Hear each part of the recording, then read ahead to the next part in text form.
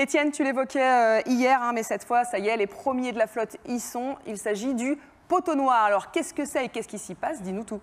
Le poteau noir, voilà, on en parle beaucoup. Alors, on est bien d'accord, Edwige, hein, on ne fait pas un poteau. Voilà, ça c'est clair, il faut que ce soit clair pour tout le monde. C'est bien, on appelle bien ça le poteau noir, ou bien encore, on peut l'appeler la zone de convergence intertropicale. Je réexplique vraiment ce que c'est. C'est vraiment les alizés de l'hémisphère sud qui remontent et qui viennent rencontrer les alizés de l'hémisphère nord. Ces deux vents se rencontrent.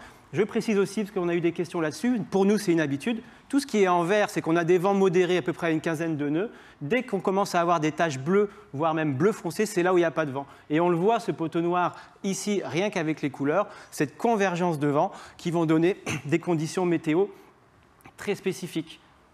Voilà. Je vais passer sur une autre image ici où on voit bien maintenant ces convergences de vent vont donner en fait des activités orageuses et il y a quelqu'un qui va l'expliquer beaucoup mieux que moi, c'est Sam Goodchild sur une vidéo. Allô, bonjour. C'est une poteau noir. On est arrivé il y a 2-3 heures, on a déjà eu quelques grains. L'ambiance poteau noir quoi, il fait gris, il y a de pluie et du vent. Ça n'a pas de changer.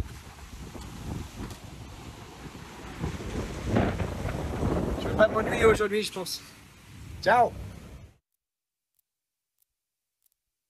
Poteau noir, on la retrouve ici sur cette vidéo.